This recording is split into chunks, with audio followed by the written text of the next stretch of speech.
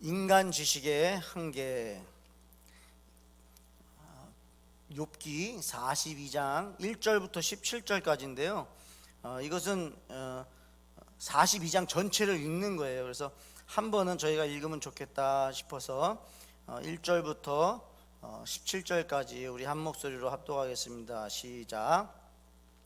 욥이 여호와께 대답하여 이르되 주께서는 못하실 일이 없사오며 무슨 계획이든지 못 이루실 것이 없는 줄 아오니 무지한 말로 이치를 가리는 자가 누구니이까? 나는 깨닫지도 못한 일을 말하였고 스스로 알 수도 없고 헤아리기도 어려운 일을 말하였나이다. 내가 말하겠사오니 주는 들으시고 내가 주께 묻겠사오니 주여 내게 알게 하옵소서. 내가 주께 대하여 귀로 듣기만 하였사오나 이제는 눈으로 주를 배옵나이다. 그러므로 내가 스스로 거두어 드리고 티끌과 제 가운데에서 회개하나이다. 여호와께서 욥에게 이 말씀을 하신 후에 여호와께서 대만 사람 엘리바스에게 이르시되 내가 너와 내 두 친구에게 노하노니 이는 너희가 나를 가리켜 말한 것이 내 종 욥의 말 같이 옳지 못함이니라. 그런즉 너희는 수소 7과 수장 7을 가지고 내 종 욥에게 가서 너희를 위하여 번제를 드리라. 내 종 욥이 너희를 위하여 기도할 것인즉 내가 그를 기쁘게 받으리니 너희가 우매한 만큼 너희에게 갚지 아니하리라. 이는 너희가 나를 가리켜 말한 것이 내 종 욥의 말 같이 옳지 못함이라. 이에 대만 사람 엘리바스와 수아 사람 빌닷과 나아마 사람 소발이 가서 여호와께서 자기들에게 명령하신 대로 행하니라. 여호와께서 욥을 기쁘게 받으셨더라. 욥이 그의 친구들을 위하여 기도할 때 여호와께서 욥의 공경을 돌이키시고 여호와께서 욥에게 이전 모든 소유보다 갑절이나 주신지라. 이에 그의 모든 형제와 자매와 이전에 알던 이들이 다 와서 그의 집에서 그와 함께 음식을 먹고 여호와께서 그에게 내리신 모든 재앙에 관하여 그를 위하여 슬퍼하며 위로하고 각각 회시타 하나씩 금고리 하나씩을 주었더라. 여호와께서 욥의 말년에 욥에게 처음보다 더 복을 주시니 그가 양 14,000과 낙타 6,000과 소 1,000결이와 암나귀 1,000을 두었고 또 아들 7과 딸 3을 두었으며 그가 첫째 딸은 여미마라 이름하였고 둘째 딸은 그시아라 이름하였고 셋째 딸은 게렌합북이라 이름하였으니 모든 땅에서 욥의 딸들처럼 아리따운 여자가 없었더라. 그들의 아버지가 그들에게 그들의 오라비들처럼 기업을 주었더라. 그 후에 욥이 140년을 살며 아들과 손자 4대를 보았고 욥이 늙어 나이가 차서 죽었더라. 아멘. 하나님 말씀이에요. 여러분 축복합니다. 욥기까지 왔습니다. 욥기 42장까지 있는 이 말씀 우리가 한 장을 같이 읽었는데 이 42장의 말씀은 결론이에요. 여러분 하나님께서 무슨 일을 시작하셨다면 하나님은 결론까지 지으시는 분인 줄 믿으시기 바랍니다. 하나님 우리한테 모든 책임을 넘기지 않으세요. 하나님이 시작하신 일은요 하나님이 끝맺음을 하십니다. 그러니까 하나님의 내가 하나님의 백성이다 라는 믿음이 저와 여러분에게 하나님께서 주셨다고 한다면 마지막까지 하나님이 책임진다는 그 믿음도 있으시길 주님 이름으로 축복합니다. 아멘. 먼저 욥기를 첫 번째는 처음에는 욥기에 대한 서론 부분을 조금 나누고요. 그리고 좀 질문을 하려고 합니다. 영적인 질문을 하려고 그래요. 하나님께서 왜 마귀를 우리 인간과 함께 두셨나? 왜 하나님께서 그렇게 마귀를 우리와 함께 두셨나라는 질문을 던지려고 하고요. 또 마무리하면서 정말 욥기를 통해서 우리가 하나님을 좀 더 볼 수 있는 그런 시간 됐으면 좋겠습니다. 그래서 욥기의 말씀을 통해 오늘 이 시간 주님을 만나시고 또 오늘 이 시간 또 기도할 때에 하나님의 역사가 일어나기를 원합니다. 간단히 좀 보겠는데요. 오늘 좀 공부를 서론 부분에서 좀 하게 될 거예요.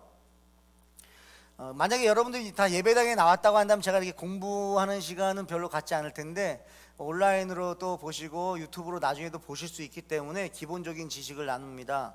먼저는요 하나님 나라의 시작, 하나님 나라의 시작으로 시작해서 창세기, 모세오경을 시작해서 요한계시록으로 하나님 나라의 완성으로 마치는 것이 바로 성경 66권의 내용이에요. 그러니까 여러분, 누가 만약에 성경은 무슨 말씀이에요? 라고 물어본다면 이렇게도 말할 수 있습니다. 하나님 나라의 나라로 시작해서 하나님 나라 완성되는 것을 보여주는 거다. 그 중에 오늘은 시가서의 시작인 욥기를 나누겠는데요. 시가서는 5권으로 되어 있습니다. 시가서를 크게 보면 하나님 나라 백성의 경험과 지혜라 그랬어요. 그래서 만약에 여러분들이 하나님 나라 백성으로서 지혜롭길 원하고 또 선배들의 그 경험을 알기 원한다면 이 시가서를 읽으시면 되는데, 시가서는 5권으로 되어 있는데요. 그래서 오늘 제목을 사실 제 개인적으로 하고 싶은 제목은 다른 거지만 성경 66권을 토대로 또 시가서의 전체 흐름을 보았을 때 오늘 욥기서는 인간 지식의 한계라고 제목을 정한 거예요. 한번 보겠습니다. 간단히 첫 번째, 욥기입니다. 우리가 하나님 백성의 고난과 인간 지식의 한계를 욥기서는 다루고 있어요. 그래서 욥기서를 통해서 여러분 정말 인간의 지식이 얼마나 한계가 있는가 그걸 좀 볼 수 있겠고요. 또 두 번째로 이제 다음 주엔 시편인데, 시편은 찬양과 감사와 비탄과 율법과 하나님 백성의 다양한 경험과 신앙 고백이 담겨 있습니다. 다른 PPT인데 아닙니다. 두 번째 위로 올라가시면 돼요. 넘어가지 마시고, 네, 여기 있으면 됩니다. 다양한 경험과 신앙 고백이 이 시편에 담겨 있어요. 그러니까 뭐예요? 여러분, 한계를 만났을 때에 하나님을 만나게 되는 거예요. 여러분, 인간이 한계를 만났을 때에 하나님을 경험하게 됩니다. 그것이 이제 시편이에요. 그러면서 신앙 고백을 하겠죠. 또 세 번째로 잠언입니다. 잠언은 뭐냐면 하나님을 경외하는 지혜의 본질, 지혜로운 삶의 어떤 실제, 어떻게 살아야 되는지 그 실제에 대해서 얘기하시는데요, 연결이 됩니다. 그리고 전도서를 보게 되면 하나님 백성의 지혜로운 삶을 위한 인생의 진정한 가치가 무엇인가를 알게 되는 거예요. 그리고 마지막으로서 아가서인데, 이것은 하나님과 하나님 백성의 온전한 그 사랑으로 마치는 거죠. 그래서 우리 인간의 어떤 성숙의 시작이 뭔가 보니까 인간의 지식에 한계가 있다는 걸 먼저 인정하시는 거예요. 인간의 지식에 한계가 있음을 인정할 때에 우리는 어떻게 돼요? 누군가를 찾게 되었어요. 그 존재를, 하나님, 신적인 존재를 찾게 돼요. 그때야 비로소 이 신을 만나는 겁니다. 하나님을 경험하게 되는 거죠. 그렇게 되고 고백을 하게 되죠. 그렇게 됐을 때 이제는 내가 어떻게 살아야 될지 그 지혜로운 것들이 나오게 되어 있겠죠. 그리고 또 하나님을 경험함으로써 지혜가 생기면 어떤 것이 분별이 되냐면 가치에 대한 분별이 생긴다는 거예요. 무엇이 가치가 있는가? 내 인생에 있어서 여러분들이 우선순위를 보시면 여러분들의 우선순위에 그 가치가 달려 있습니다. 여러분들이 하나님 우선순위로 사신다, 여러분들이 예배 중심으로 예배를 가장 우선시하신다, 어쩔 수 없어요. 영적인 거, 영혼 구원을 가장 우선시하신다, 이건 뭐예요? 하나님에 대한 가치가 가장 높다라는 거예요. 그러나 내가 먼저 살고 하나님 나라를 보겠다, 그것은 이미 가치 싸움에서 져버린 거죠. 그러니까 하나님에 대한 가치를 모른다는 것은 또 어떻게 볼 수 있냐? 그것은 잠언의 어떤 실제를 모르는 것이고, 그건 또 뭐예요? 또 시편에 경험이 없는 거예요. 또 뭐예요? 그 전으로 돌아가면 이 욥기서를 통한 어떤 그 인간의 한계를 아직은 느끼지 못하기 때문에 그 가치에 대해서 분별할 수 없는 거죠. 여러분, 결국에는 성숙의 완성은 사랑입니다. 그게 이제 시가서의 모습이에요. 그 다음은 욥기는 42장까지 되어 있습니다. 이 정도는 기억하시면 좋겠죠. 그리고 그 다음에 욥기는 5부분으로 나누어져서 볼 수 있는데요. 첫 번째는요, 1, 2장은 의인의 고난에 대한 내용이 나오고, 두 번째 3장에서 31장까지 욥과 친구들의 대화가 나옵니다. 그리고 32장에서 37장까지 엘리후의 변론이 나와요. 그리고 네 번째로 38장에서 41장까지는 이제 하나님이 등장하십니다. 그래서 하나님께서 질문하세요. 그러니까 하나님이 2번 말씀하십니다. 그리고 5번째 42장에서 드디어 이제 욥도 깨닫게 되고 그 친구들도 깨닫게 되는 깨달음이 나옵니다. 그 다음은요, 이제 구체적으로 본다면 1, 2장은요 땅과 하늘에서 일어나는 일을 다루고 있어요. 그래서 여러분 세상을 이 땅을 안다고 해서 다 아는 게 아니라는 거죠. 여러분 이 땅도 알아야 되지만 하늘도 알아야 돼요. 그러니까 하나님의 이 세상, 눈으로 보이는 세상만 아는 것이 아니라 눈에 보이지 않는 세상도 알아야 그게 이제 그래도 안다라고 할 수 있는 겁니다.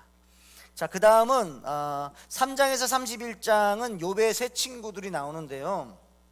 여러분 욥의 세 친구들이 세 번의 대화가 일어납니다. 그 구체적인 내용은 성경에 있으니까 여러분들이 읽으시면 되겠는데, 세 번의 대화가 나오고, 여러분 여기 그림에서 보면 오른쪽 보세요. 욥의 세 친구들이 욥에게 이제 얘기를 하는 거죠. 근데 욥의 모습이 지금 어떤 상황인데 그런 상황에 있는 사람한테 뭔가 얘기한다는 것이 참 어떻습니까? 저는 이 그림 보면서도 좀 느끼는 것이 있습니다. 그런데 여러분 욥의 세 친구들이요, 처음부터 말한 게 아니에요. 저는 처음에 욥을 만났을 때 세 친구의 모습으로 맞췄으면 좀 얘기가 달라졌을 텐데 하는 마음이 있는데요. 한번 보겠습니다. 처음의 모습이에요. 2장 11절에서 13절이에요.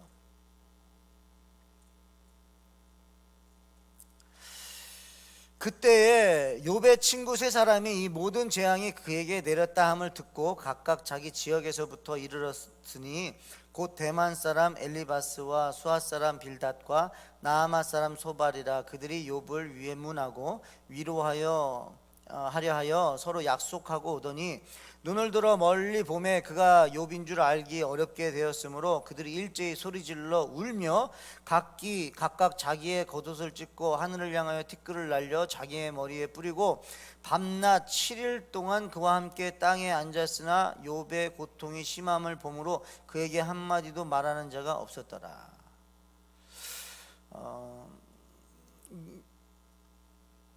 저는 여기서 맞췄으면 어쨌을까라는 생각을 하는 거예요.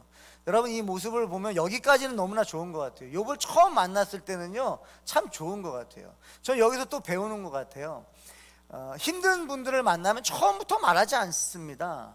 근데 이제 알기 시작하면서 말하기 시작해요. 왜 그랬는지 듣기 시작하면서 그때부터 어떻게 돼요? 우리의 평가가 들어가고 어찌 보면 우리가 그 답을 주려고 하는 어떤 모습들이 생겨나는 거죠. 그러니까 자연적인 현상이에요. 그런데 처음에 봤더니요 밤낮 7일 동안 그와 함께 땅에 앉았으나 땅에 같이 앉았다는 거죠. 그러니까 이 모습이 참 좋은 것 같아요. 정말 아프고 힘든 사람들과 우리가 누군가를 만날 때 여러분 이 모습은 기억하셨으면 좋겠어요. 그 사람의 위치에 맞게끔 나도 내려가는 거예요. 바닥이면 그냥 바닥에 앉는 거예요. 그리고 그에게 한마디도 말하는 자가 없었다는 거죠. 여러분 생각나십니까? 로마서 12장 15절에 즐거워하는 자들과 함께 즐거워 우는 자들과 함께 울라 그랬어요. 여러분 정말 그 모습 아닙니까? 여기에서 멈췄다고 한다면 참 좋았을 것 같은데 이제 앞으로 이제 이야기가 나옵니다. 여러분 자 그 다음은 세 친구들의 신학이 나오는데요. 네 가지예요. 하나님이 절대적으로 통치하신다는 것과 하나님은 절대적으로 정의롭고 공정하시다라는 것과 그러므로 하나님은 언제나 악인에게 벌을 내리시고 의인에게 복을 주신다. 그러니까 언제나인데 만약 그렇지 않으면 하나님이 불의한 것이니까 그럴 수 없다는 거예요. 그래서 언제나 악인에게만 벌을 주신다라는 이런 신학을 가지고 있었어요. 그러므로 내가 고난을 당한다면 내가 죄를 지었고 내 죄 때문에 공의롭게 벌을 받는 게 틀림없다는 주장을 하는 거예요. 여러분 무슨 얘기입니까? 이 모든 주장은 뭐예요? 다 인과응보예요. 그러니까 너가 잘못했기 때문에 벌을 받았다라는 거예요. 여러분 이런 이야기를 이 세 친구가 욥에게 세 번에 걸쳐서 반복적으로 얘기를 하는 내용입니다. 여러분 이 세 친구에 대해서 잠깐만 볼게요. 첫 번째 대만 사람 엘리바스입니다. 대만 사람 엘리바스는요 경험주의예요. 자신의 경험을 좀 이렇게 주장하는 편입니다. 그래서 하나님은 온전하시더라. 하나님은 의로우시다. 그래서 인간은 스스로 문제를 일으킨다는 거예요. 내가 경험해 봤더니 결국에는 다 인간이 스스로 문제를 만들었기 때문에 이렇다라는 거죠. 이건 뭐예요? 이것 또한 죄값 받는다는 얘기죠. 두 번째 수아 사람 빌닷도 마찬가지예요. 성경은 성격이 전통주의입니다. 그러니까 전통적으로 이렇다는 거죠. 그러니까 하나님은 공의로우시다. 그러면서 뭐라고 이제 욥을 정죄하냐면 불경건한 욥을 정죄하는 거예요. 그러니까 욥이 경건하지 못하다는 말을 하는 거죠. 그러니까 너가 경건하지 못해서 그래. 이 말은 뭐예요? 너의 죄 때문에 그래. 또 이렇게 되는 거예요. 세 번째, 나아마 사람 소발이에요. 이 사람은 도덕주의입니다. 그러니까 하나님은 다 알고 계시다라는 거예요. 다 불법을 보고 계시다, 알고 계시다. 그러니까 너의 자랑하는, 너의 삶을 자랑했던 욥을 정죄하는 거예요. 그러니까 이것도 뭐예요? 죄값이라는 거예요. 너의 잘못 때문에 그렇다는 거예요. 그러니까 세 친구를 보면 모두가 하나같이 말하는 게 뭐냐면 응과 응보를 말하고 있습니다. 하나님은 공의로우시다는 거예요. 하나님은 의인을 도우신다는 거예요. 그러나 죄인은 벌하신다는 겁니다. 벌을 받았다면 바로 너의 잘못이라는 거예요. 하나님이 불의할 수 없기 때문에 그렇습니다.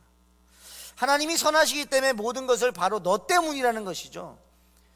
여러분 어떠세요? 내가 지금 세 친구에 대해서 설명했는데 그냥 우리 삶 속에서 일어나는 일 아닙니까? 혹시 우리 교회에서 일어나는 일 아닙니까? 혹시 그냥 내 삶이 이럴 때가 있지 않습니까? 저도 목사로서 굉장히 조심하지만 욥기를 다시 한번 읽고 묵상하고 설교를 하면서 정말 더 조심해야겠다라는 마음이 들어요. 여러분 더 조심해야 됩니다. 말을 함에 있어서 지금 이 세 사람이 말하는 하나님에 대한 말은 틀린 말은 아니에요. 그러나 지금 이 고난을 겪고 있는 이 욥에게 자신들이 알고 있는 걸 주장한다는 건 굉장히 위험하다는 거예요. 여러분 인간의 지식의 한계를 오늘 이 시간에 깨닫기를 축복합니다. 내 지식에 한계가 있다는 걸 인정해야 하나님의 일하심을 볼 수 있어요. 아멘. 네 번째로 엘리후가 이제 네 번에 걸쳐서 이야기를 하는데 그건 뭐예요? 하나님을 대변해요. 네 번에 걸쳐서 엘리후가 대변하는 모습이 나옵니다. 그 다음이요.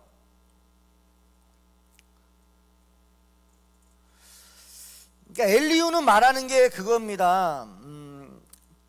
첫 번째는 거예요. 욥에게 귀를 기울여 듣고 잠잠하라고 그래요. 그러면서 두 번째 뭐라 하냐면 하나님은 불공평하다는 말에 대해서 하나님이 불공평하다고 말하니까 이제 대변하는 거예요. 하나님은 의로우신 분이라고 대변합니다. 그리고 하나님은 욥의 교만 때문에 부르짖음에 응답하지 않으신다. 너의 교만 때문에 응답하지 않는다라고 하나님을 대변하는 거예요. 그리고 네 번째로 마지막으로 자연 섭리에 나타난 하나님의 주권과 자비를 설명하자 욥이 하나님의 길을 이해할 수 없다고 말합니다. 그러니까 이 엘리후는 하나님을 대변하고 있어요. 그런데 이 대변 또한 하나님께서 뭐라고 하지 않지만 이것으로도 되지 않아요. 왜요? 인간이 하나님을 제대로 알 수 있는 것이 아니기 때문입니다. 결국에는 인과응보를 말하게 되어 있어요. 사람은 사람의 잘못이다라고 말하는 거죠. 이때 이제 마지막으로 이제 하나님께서 두 번을 말씀하세요. 첫 번째 말씀입니다. 욥기 38장 2절에서 5절만 읽겠습니다. 무지한 말로 생각을 어둡게 하는 자가 누구냐? 너는 대장부처럼 허리를 묶고 내가 내게 묻는 것을 대답할지니라. 내가 땅에 기초를 놓을 때에 내가 어디 있었느냐? 내가 깨달아 알았거든 말할지니라. 누가 그것의 도량법을 정하였는지 누가 그 줄을 그것의 위에 띄었는지 내가 아느냐? 무슨 말이에요? 여러분 이제 38장을 읽으면 이 내용이 계속 나옵니다. 한마디로 말한다면 창조 세계를 말씀하시는 거예요. 내가 창조할 때 너 뭐 했냐는 거예요. 그러니까 이 욥에게 인간 지식의 한계를 하나님께서 질문을 통해서 알려주시는 거예요. 우리 하나님한테 질문 많이 합니다. 근데 여러분 하나님이 우리한테 질문하면요 우린 대답 못해요. 하나님은 물론 질문 대답하시죠. 근데 우리는 대답하지 못한다는 거예요. 그 존재를 우리가 깨달을 때에 하나님을 경험하게 됩니다. 그러니까 어떻게 보면 욥기의 말씀을 제대로 깨달았을 때 내가 참 한계가 있구나 내가 그랬을 때 시편이 읽어질 수도 있겠어요. 두 번째 이때 욥이 고백하는 게 42장 3절이에요. 무지한 말로 이치를 가리는 자가 누구니까 나는 깨닫지도 못한 일을 말하였고 스스로 알 수도 없고 헤아리기도 어려운 일을 말하였나이다.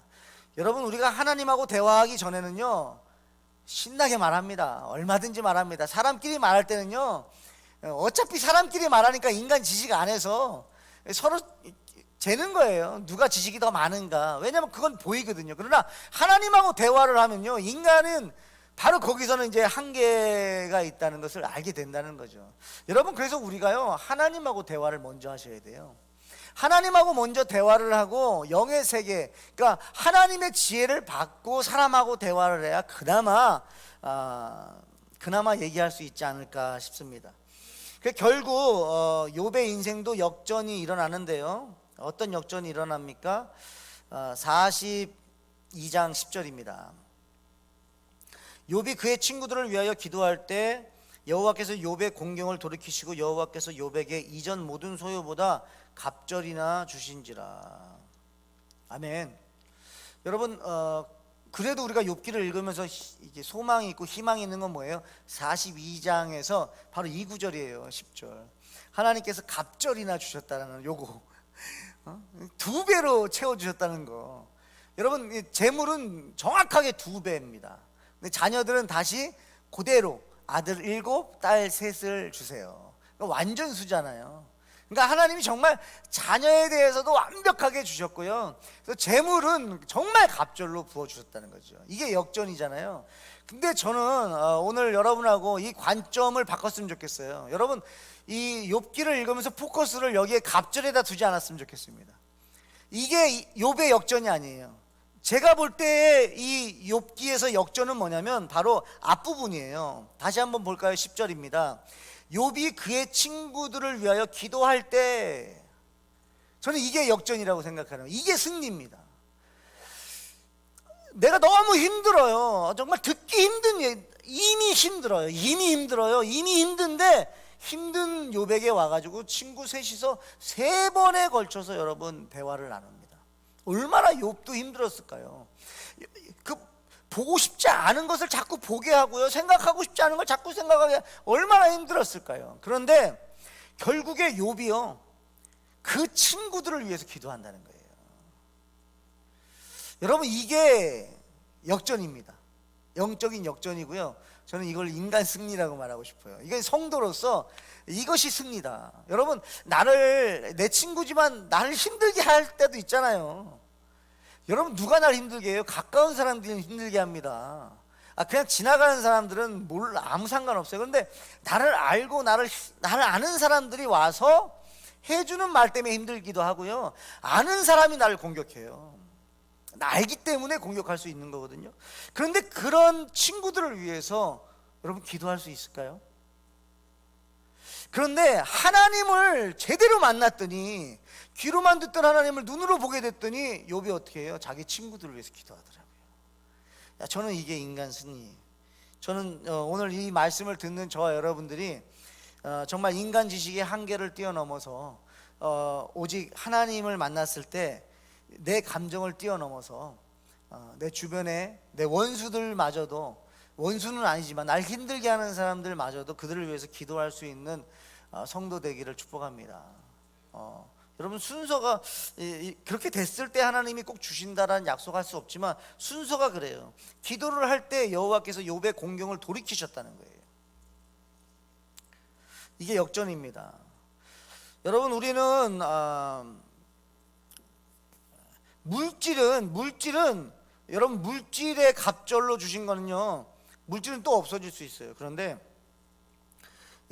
친구들을 위해서 기도한 어떤 이런 상황에서 친구들을 위해서 기도했던 이 영성은 사라지지 않아요. 그래서 저와 여러분들이 이 영성에 더 도전받았으면 좋겠어요.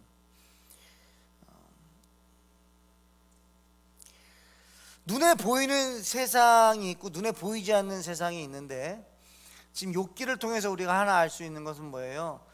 눈에 보이는 세상은 눈에 보이지 않는 세상에 영향을 받고 있다는 거예요. 에베소서 6장 12절에 바울을 통해서 이렇게 말씀하세요. 우리의 씨름은 혈과 육을 상대하는 것이 아니요 통치자들과 권세들과 이 어둠의 세상 주관자들과 하늘에 있는 악의 영들을 상대함이라. 영적 싸움이라는 것입니다.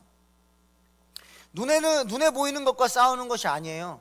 사람이 아닙니다. 사람을 조종할 수 있는, 환경을 조종할 수 있는 악한 영들과 싸우는 거예요. 우리 성도는 그렇습니다. 성도가 싸우는 대상은 사람이 아니에요. 영적 존재입니다. 뭐예요? 마귀와 싸우는 거예요. 여러분, 자녀와 남편과 친구와 성도와 싸우는 거 아닙니다. 멈추십시오. 혹여나 사람과, 여러분 가까웠던 사람들과 싸움이 일어났다고 한다면, 여러분 안에 미움이 생겨났다고 한다면 멈추십시오. 왜? 그게 말씀이에요. 말씀이 말씀하시는 거예요. 그 용서하라는 거예요. 그 사람은 품으라는 거예요. 사람은 품으세요. 그냥 품으세요. 뭐 이래서 품고 저래서 품고가 아니에요. 이유가 없습니다. 그냥 사랑하십시오. 그래야 여러분들이 살아요. 그리고 우리가 싸워야 될 대상은 누구예요? 마귀 사탄이라는 거예요. 주로 여러분들은 누구랑 싸우고 계십니까? 여기까지가 한번 욥기 1장부터 42장까지를 간단하게 한번 좀 봤습니다. 그러면 이제 질문을 하려고 그래요. 뭐냐면, 하나님께서 왜 마귀를 우리와 함께 두셨냐는 질문입니다. 하나님은 왜, 전지전능하신 그 하나님께서 마귀를 우리랑 같이 두셔가지고 왜 우리를 하여금 이렇게 힘들게 할까? 전지전능하신데. 그걸 알기 위해서 우리 1장의 앞부분만 한번 같이 읽고 이 부분을 나누겠습니다. 욥기 1장 6절에서 12절이에요. 이건 천상에서의 대화입니다. 하루는 하나님의 아들들이 와서 여호와 앞에 섰고 사탄도 그들 가운데 온지라. 여호와께서 사탄에게 이르시되 내가 어디서 왔느냐? 사탄이 여호와께 대답하여 이르되 땅을 두루 돌아 여기저기 다녀왔나이다. 여호와께서 사탄에게 이르시되 내가 내 종 욥을 주의하여 보았느냐? 그와 같이 온전하고 정직하여 하나님을 경외하며 악에서 떠난 자는 세상에 없느니라. 사탄이 여호와께 대답하여 이르되 욥이 어찌 까닭없이 하나님을 경외하리까? 주께서 그와 그의 집과 그의 모든 소유물을 울타리로 두르심 때문이 아니니까. 주께서 그의 손으로 하는 바를 복되게 하사 그의 소유물이 이 땅에 넘치게 하셨음이니이다. 이제 주의 손을 펴서 그의 모든 소유물을 치소서. 그리하시면 틀림없이 주를 향하여 욕하지 않겠나이까. 여호와께서 사탄에게 이르시되 내가 그의 소유물을 다 내 손에 맡기노라. 다만 그의 몸에는 내 손을 대지 말지니라. 사탄이 곧 여호와 앞에서 물러가니라. 아멘. 욥기는 말합니다. 모든 고난의 시작은 바로 마귀예요. 마귀의 존재가 없다고 한다면 뭐 고난 받을 일이 있겠습니까? 그러니까 여러분, 만약에 우리가 고난 가운데 있다면 원망할 대상을 찾으신다면 정확하게 찾으시기 바랍니다. 바로 마귀예요. 우리가 원망의 대상은 마귀예요. 하나님이 아닙니다. 그러면 여기서 우리가 풀어야 될 얘기들이 있어요. 이 질문이 있는 거죠. 뭐예요? 왜 하나님, 전지전능하신 그분이 마귀를 우리와 함께 두셨습니까? 왜 창세기 보니까 아담과 하와가 거닐던 그 동산, 에덴 동산에 왜 마귀가 그 안에 존재합니까? 왜 하나님이신데 마귀를 막지 못하시는 것입니까? 막지 못했기 때문에 두신 겁니까?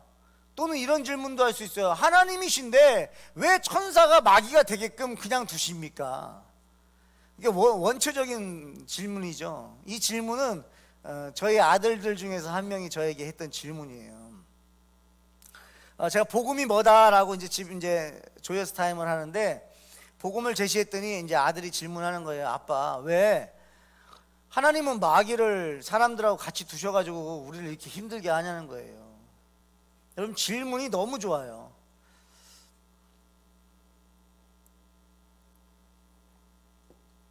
그때 전체적으로 간단하게 이렇게 대답을 했어요.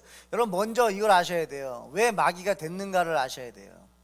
왜 마귀의 존재가 되었는가.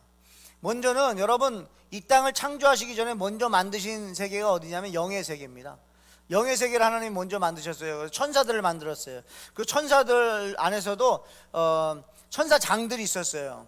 그래서 천사장들에게 그 함께 동역할 천사들을 붙여주신 거예요.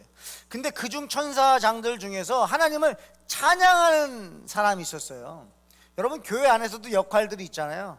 그 중에서 어떻게 보면 찬양 인도자일 수도 있어요. 하나님을 찬양하는 거예요. 모든 것을 다 동원해서 하나님을 찬양하는 역할을 주었어요. 근데 그 천사장이 어떤 마음이 들었냐면, 찬양을 하다 보니까 이 찬양이 너무 아름다운 거예요. 그러니까 이 찬양을 내가 받고 싶은 거예요. 여러분, 이 찬양을, 하나님께 올려야 될 찬양을 자기가 받고 싶은 거예요. 욕심이 생겼습니다. 그러면서 어떤 생각을 가져요? 내가 하나님처럼 되겠다. 여러분, 이걸 정확하게 아셔야 돼요. 마귀가 왜 마귀가 됐냐면 하나님처럼 돼야겠다. 왜요? 하나님을 찬양하는 것이 너무 좋거든요, 그것이. 그래서 그 교만함이 그 욕심 속에서 일어난 거죠. 그래서 결국에는 그 죄가 된 거죠. 그래서 하나님께서 그 천사장을 이제 마귀로 명하신 거죠. 왜 마귀가 됐어요? 하나님처럼 되려고 했기 때문에. 뭐가요? 피조물이 창조주처럼 되려고 하니 그게 말이 안 되죠. 욕심이 이렇게 되는 거예요. 욕심이 잉태한 즉 죄를 낳고, 죄가 장성한 즉 사망에 이르는 거죠. 바로 이 마귀의 시작이 바로 욕심입니다. 그럼 또 이런 질문을 할 수 있어요. 아니, 하나님 천사를 만들 때에 그런 욕심을 갖지 못하게 만드셨어야죠. 이 질문을 할 수 있어요. 저는 간단하게 이 질문이 해결이 되더라고요. 뭐냐면 하나님이 전지전능하시기 때문에 가능한 겁니다. 여러분, 전지전능하시기 때문에요, 완벽하게 만들 수가 있는 거예요. 자유의지까지 줘버릴 수가 있는 거예요. 왜요? 전지전능하시기 때문에 그래요. 만약에 하나님께서요 컨트롤할 수 없다면, 컨트롤할 수 없는 부분들은 만약에 죄하셨을 거란 말이에요. 여러분, 로봇을 만들 때도 마찬가지예요. 사람을 능가하고 사람을 로봇가 통제할 것 같으면 사람이 로봇을 만들겠습니까? 그렇게 만들지 않아요. 결국엔 사람이 통제하게끔 어떤 시스템을 하나는 만들 거예요. 왜요? 두려우니까. 똑같은 거예요. 하나님께서 두려움이 있었다고 한다면 천사를 만들 때 완벽하게 만들었는데 그 중에 욕심과 교만은 빼버렸을 거라는 거죠. 자기 스스로 선택할 수 있는 것은 빼셨을 거예요. 그런데 하나님은 전지전능하시기 때문에 그거 다 주신 거예요. 아멘. 여러분, 하나님 전지전능하시기 때문에 천사가 마귀가 될 수 있었던 거예요. 교만마저도, 그 자유의지, 이 아담과 하와가 죄를 지을 수 있었던 것도 마찬가지입니다. 하나님은 전지전능하시기 때문에 다 준 거예요. 다 줬더니 결국에는 그것이 욕심이 잉태한 거죠. 자, 그렇게 마귀가 됐어요. 자, 그러면 하나님께서 그 마귀를 왜 그러면 이 땅에 두셨느냐라는 거예요. 하나님은 분명히 지옥을 만드셨고 지옥을 보내시면 돼요. 근데 왜 만들었느냐?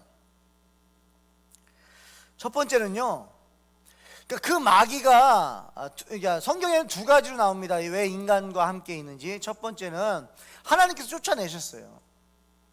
두 번째는 마귀에게 시간이 없는 것을 자기가 알고 내려온 거예요. 그러니까 마귀가 내려왔다, 이것도 하나님이 허락하신 거예요. 여러분, 하나님은 전지전능하시기 때문에 허락하실 수 있는 거예요. 왜? 다 통제하실 거기 때문입니다. 그렇기 때문에 두려워하지 마시라는 거예요. 자, 그럼 마귀가 이 땅에 왔습니다. 하나님이 허락하셨어요. 그러면서 이제 어떤 일이 벌어지느냐? 여러분, 마귀가 뭐 하고 싶었다고요? 하나님처럼 되고 싶었단 말이에요. 그러니까 하나님처럼 되고 싶었는데 하나님처럼 될 수가 없어요. 그러니까 하나님이 원망스러워. 자기가 지금 지옥에 가게 생겼어요. 불구덩이에 영원히 살게 됐어요. 그러니 이제 마지막 발악을 무엇을 할까요? 여러분, 부모를 건들지 못하니까요, 자식을 건드는 거예요. 하나님 앞에 대적할 수 없는 마귀가 자기의 존재가 대적할 수 없음을 알고 그 다음 타겟을 어디다 뒀냐? 하나님의 자녀에다 둔 거예요. 하나님 백성에게 둔 거예요. 그걸 하나님이 허락하신 거예요. 이유는 이렇습니다. 첫 번째는 뭐예요? 그 마귀의 공격을 통해서 하나님의 자녀들을 성숙시키시는 거예요. 하나님의 자녀들을 정말 하나님과 에덴 동산에서 아담과 하와 거닐었던 것처럼 정말 하나님을 아는 자녀들로 만드시고 성숙시키시기 위한 방법으로 마귀를 쓰시는 거예요. 그냥 허락하신 거예요. 두 번째는 뭡니까? 두 번째는 그 마귀에게 보여주고 싶은 거예요. 마귀가 교만했잖아요. 자기가 하나님처럼 되고 싶다. 그래놓고 이제 내려와서 시험해보는 거예요. 바로 이 욥한테 그렇게 하는 거죠. 하나님이 욥에게 복을 줬으니까 욥이 하나님을 경외하죠. 악에서 멀어졌죠. 만약에 하나님께서 이 복을 다 걷어가시면 그렇지 않을 거라는 거죠. 뭐예요? 자녀를 테스트해 보라는 거예요. 그리고 자기가 한번 시험해 보겠다는 거예요. 그래가지고 자녀를 통해서 하나님 앞에 한번 얘기해 보고 싶은 거죠. 제가 이 말씀 욥기를 통해서 은혜 받았을 때가 있는데요. 그때가 이제 캐나다 토론토에서 철야를 할 때였어요. 그때 이제 막 기도를 하는데 이 욥기 1장의 말씀과 함께 1, 2장을 묵상하면서 기도하는 가운데 저한테 이런 생각이 들더라고요. 여러분 보십시오. 부모한테는 어떻게 할 수가 없어요. 그러면 이제 자녀가 잘못했을 때는요, 부모한테 뭐라고 할 수 있습니다. 여러분, 제 아들이 어떤 학교 가가지고 뭔가 잘못했어요. 다른 친구를 때렸어요, 만약에. 근데 그 부모가 자녀를 데리고 왔어요. 그러면 저는 어떻게 해야 돼요? 제가 때린 것도 아니에요. 제가 어떤 위치에 있든지 간에 저는 어때야 돼요? 잘못했다 그래야 돼요. 왜? 내 자녀의 일이기 때문에 그렇습니다. 여러분, 하나님께서 약해질 때가 언제냐? 자녀일 매는 약해지실 일이 없다. 그러니까 마귀가 그거를 틈타는 거예요. 그래서 저는 이렇게 깨달아지더라고요. 저를 때리는 거예요. 늘 마귀가 저를 늘 때립니다. 그래서 전 넘어져요. 늘 넘어지는 거예요. 그러니까 제가 기도하는 가운데 이거는 상상하는 거죠. 기도 중에 상상이 되더라고요. 뭐냐면 제가 넘어졌어요. 그런데 마귀가 제가 넘어진 모습을 보고 저한테 손가락질을 하다가요, 그 손가락이 어디로 가냐면 하나님한테 가더라고요. 제가 그 모습에 막 불이 났어요. 그 모습에 막 화가 났습니다. 그랬구나. 내가 마귀의 시험에 유혹에 넘어져서 내가 일어나지 못하고 있을 때에 마귀가 이랬겠구나라는 생각을 하니까 제가 막 너무 화가 나는 거예요. 방법을 몰랐어요. 예전에는. 그러니까 제가 젊을 때죠. 막 방황하고 그럴 때겠죠. 그때는 그냥 마귀의 유혹에 넘어가가지고 그렇게 살았던 거예요. 그럼 여러분 생각해 보십시오. 하나님의 자녀가, 그러니까 내 자녀가 어딘가 가서 일을 합니다. 거기 사장님에게 내가 어떻게 하겠습니까? 그 사장님한테 제가 어떻게 해야 돼요? 제가 잘해야죠. 또 왜? 내 아들을 맡겨놨으니까. 왜? 내 아들이 거기서 일한다니까 그 사장하고 나랑 아무 상관이 없지만 아유 사장님 잘 부탁합니다 이렇게 되어 있는 거예요. 똑같은 거예요. 하나님의 자녀가 하나님 안에 있어야 되는데 하나님의 자녀가 자기가 나가가지고 마귀를 따라가는 거예요. 마귀의 울타리 안에 있는 거예요. 저는 그게 이렇게 상상이 되더라고요. 막 화가 나는 거예요. 내가 그랬구나. 내가 하나님의 말씀대로 살지 않고 내가 하나님 안에 거하지 않았을 때 이 마귀가 나 때문에 하나님 앞에 손가락질 할 수 있었겠다. 여러분 이 생각을 한번 해보십시오. 지금 그 모습이에요. 그때 깨달았어요. 기도 중에 하나님 성령님께서 주시는 말, 일어나라는 거예요. 충성아, 일어나면 되는 거예요. 여러분 베드로가 무리를 걸었어요. 예수님을 바라보고 무리를 걸었어요. 걷다가 바람을 보고서는 물 속에 빠졌어요. 그때 나를 구원하소서 그래요. 그때 예수님께서 어떻게 하세요? 즉시 손을 내미세요. 상상하면서 그 생각을 했어요. 성령님 저 좀 일으켜 주세요. 성령님 저 좀 일으켜 주세요. 막 일어나더라고요. 영적으로 일어나더라고요. 여러분이 경험하십시오. 성령님 저 일으켜 주세요. 왜냐면요, 이 마귀가 제 넘어진 모습 때문에 하나님한테 손가락질 하는 거 견딜 수 없는 거죠. 그렇지 않습니까 여러분? 내 부모에게 누가 만약에 손가락질 한다, 여러분 참으세요? 힘들잖아요. 그런데 하나님에게 마귀가 할 수 있는 유일한 건 뭐냐면 하나님의 자녀, 하나님의 백성을 넘어뜨려서 실족시켜서 실망시켜서 좌절하게 만들고 우울하게 만들어서 하나님을 부인하게 만들고 하나님을 저주하게 만들고 하나님을 불신하게 만들고 하나님을 원망하게 만드는 거, 이게 마귀가 원하는 거라는 거예요. 그 뒤로 이 말씀을 잊어버리지 않고 묵상합니다. 사람마다 다른 것 같아요. 특히 이제 고난이 왔을 때 사람마다 다른데요, 제 아내는 이렇게 얘기하더라고요. 고난이 오면 자기는 100점 맞고 싶다는 거예요. 사람마다 해석이 다른 거예요. 나에게 온 고난에 대한 해석이 달라요. 그건 경험이겠죠. 하나님을 경험하는 그 경험을 통해서 신앙 고백을 하는 거죠. 하나님이 어차피 이 고난의 시간을 지나가게 하실 텐데 이왕이면 나는 100점 맞고 싶다는 거예요. 하나님한테 100점 맞고 싶다. 이런 분도 있지만요, 저는요 영적 자존심입니다. 여러분 자존심 있으세요? 자존심 있잖아요. 신앙생활을 해가면서 뭐가 바뀌는가 봤더니 예전에는 영적 자존심은 생각도 안 하고 살았어요. 내 육적 자존심 챙기면서 살았죠. 나 건들지 말아야죠. 내 자존심 건들지 마. 내 자존심을 보호하며 살았다. 이제는 어떻게 바뀌냐면 육적 자존심은 조금 버려도 망가져도 뭐 속상하고 슬퍼도 뭐 그건 괜찮아요. 영적 자존심은 지켜야겠다. 하나님의 자녀로서 마귀한테 이 영적 자존심은 지키자. 나 때문에는 하나님한테 마귀가 손가락질하게 하지 말자는 거죠. 그럼 나 때문에는 마귀가 하나님 앞에 손가락질하는 꼴은 못 봐야겠다. 내가 그 꼴은 못 보겠다. 내가 그거는 안 되겠다. 힘든 것도 괜찮고 그건 괜찮아요. 뭐 누군 그렇게 얘기할 수 있어요. 아직 덜 힘들어서 그러시겠죠. 예, 그럴 수 있어요. 그러나 하나님이 주신 은혜예요. 내 안에서 견딜 수 있는 만큼은 영적 자존심 지키자는 거예요. 여러분 마귀가요 우리의 자존심을 건드려요. 우리 건드려서요 자기가 하나님처럼 되고 싶은 거예요. 자기가 하나님처럼 되고 싶은 유일한 방법 한 가지가 뭐냐면요, 하나님의 자녀를 통해서 찬양받는 거예요. 여러분 마귀가 할 수 있는 거는 이거 하나입니다. 자녀를 통해서 하나님을 찬양하지 못하게 하는 거. 여러분 하나님 찬양하지 않는다는 말은요 마귀 찬양하는 거예요. 다른 거 뭐 있습니까? 하나님을 찬양하지 못하게 함으로써 자기를 경배하게 만드는 거. 하나님의 자녀들이 하나님을 찬양하지 못하게 하는 것이 마귀에게는 여러분 고리예요. 목적이에요. 왜? 자기가 그 찬양 받고 싶었거든요. 그래서 마귀가 된 거니까.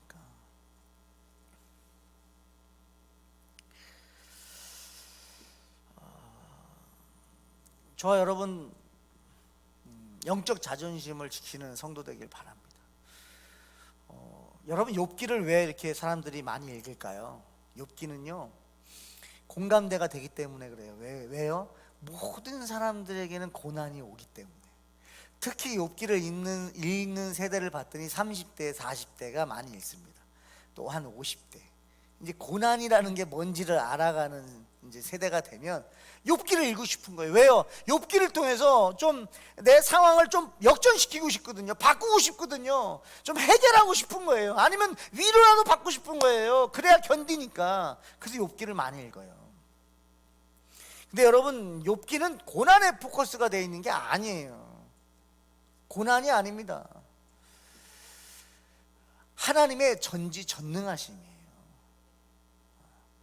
여러분 하나님이 전지전능하신 걸 믿으세요? 그걸 믿으려면 여러분들의 지식이 한계가 있다는 걸 믿으셔야 돼요.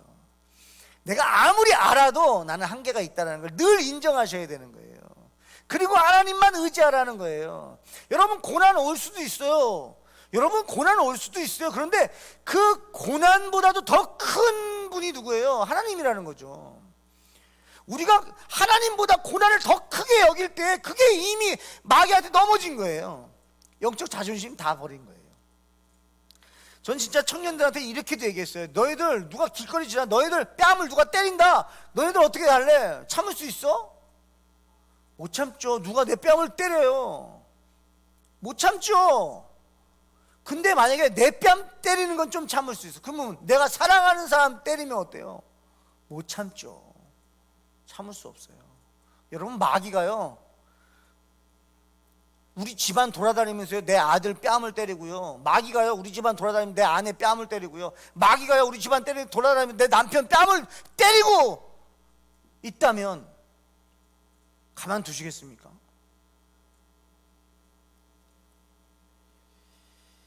영적 세계의 이 육적 세계는 영향을 받고 있어요. 우리가 아무리 이 땅에서 잘 살려고 몸부림을 쳐도 영혼이 잘 되지 않으면 육은 안 됩니다. 이걸 말해주고 있는 거죠. 여러분 마지막으로 진짜 욥기는 나누고 싶은 게 많지만 여러분 욥기를 통해서요 예수님을 볼 수 있습니다. 욥기를 보면서 우리는 위로도 받아요. 근데 그것보다도 여러분 죄 없으신 예수님께서 저와 여러분들을 위해서 세상을 위해서 살과 피를 다 쏟으셨다는 거예요. 이해되지 않는 삶이 너무나 많습니다. 너무나 많습니다. 이해되지 않아요. 그런데 다른 데서 답을 찾으려고 하면 답이 없습니다. 근데 어떤 환경에 있는 사람이라 할지라도 예수 그리스도 십자가의 보혈의 은혜 앞에 가면요 답이 나옵니다. 여러분 힘드시죠? 말씀으로 여러분한테 뭐라고 하는 게 아니라 여러분이 운다면 같이 울 겁니다. 여러분들이 힘들어한다면 같이 힘들고 싶어요. 여러분들 가르쳐가지고 되는 거 아닌 거 알아요. 왜? 저한테도 한계가 있어요. 그런데 하나님의 말씀에는 한계가 없습니다. 그래서 하나님의 말씀을 읽으시라는 거예요. 함께 읽자는 거예요. 여러분 하나님의 말씀 없이 어떻게 견딥니까? 견딜 수가 없어요. 하나님의 무한하심을 우리가 알아갈 때에, 하나님의 전지전능하심을 우리가 알아갈 때에 하나님만 믿으면 되겠구나. 여러분 하나님만 믿으면 되죠. 여러분 하루, 내일 일, 한 달 일, 뭐 몇 개월 후, 또 1년 후에 일 때문에 여러분 고민하십니까? 걱정하십니까? 이렇게 해야 되나 저렇게 해야 되나 결정하지 못하고 계십니까? 그때 여러분 하나님 말씀을 통해서 하나님을 만나세요. 먼저 하나님을 만나세요. 하나님은 전지전능하세요. 근데 그분이 우리를 사랑하신다는 거예요. 마귀가요 우리한테 시험하는 거 하나님 왜 허락하시는지 아십니까? 하나님이 전지전능하시기 때문에 시험 허락하시는 거예요. 하나님이 능력이 없어서가 아니에요. 그렇게 해서 결국에는 뭐예요? 야 마귀야 봤냐? 내 아들 내 딸 봤냐? 네가 아무리 그래도 내 아들 내 딸 날 찬양하잖아, 나 자랑하잖아, 봤어? 이게 너의 한계야. 하나님이 마귀에게도 보여주고 싶은 거예요. 그래서 하나님의 백성들을 통해서요 찬양받기 원하시는 거예요. 영광받기 원하시는 거예요. 여러분 영광 어떻게 올려드릴까요? 제가 보니까요 막 제가 화려하게 목회를 하고 화려하게 행사를 해 나가면서 하나님 영광 받으시는 거 아니던데요. 힘들 것 같은 그 상황 속에서 모두가 봐도 목사님이 힘들지 않아요? 힘드실 것 같은데 그때 승리하여 내 어린 양의 보혈로 막 찬양하고 그때 괜찮다고 하나님이 계신대요 하고 내가 힘들 때에 고난 가운데에서 하나님을 높일 때에 하나님의 영광을 받으십니다. 욥기는 그 말씀을 주시는 것 같아요. 여러분 욥기 어렵지 않습니다. 간단합니다. 모든 환경 속에서 여러분 나의 한계를 인정하시고 하나님을 높이세요. 우리한테는 그 방법밖에 없어요. 그리고 그것이 하나님을 아는 지식입니다. 내가 할 수 없어요. 하나님만 하실 수 있어요. 하나님만이 우리를 수렁에서 건져주세요.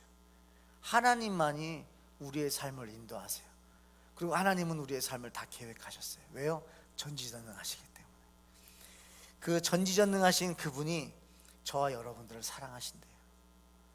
그 전지전능하신 그분이요 우리 하늘 기쁨의 교회와 또 넥스 사랑의 교회, 또 생명의 길 교회, 또 이 시대의 많은 교회들을 우리 하나님이 사랑하신대요. 여러분의 인생 누가 책임져요? 하나님이 책임지세요. 여러분 교회 누가 책임지세요? 하나님이 책임지세요. 여러분의 가정 누가 책임져요? 하나님이 책임지세요. 여러분 우리의 한계를 인정하시고 온전히 하나님 앞에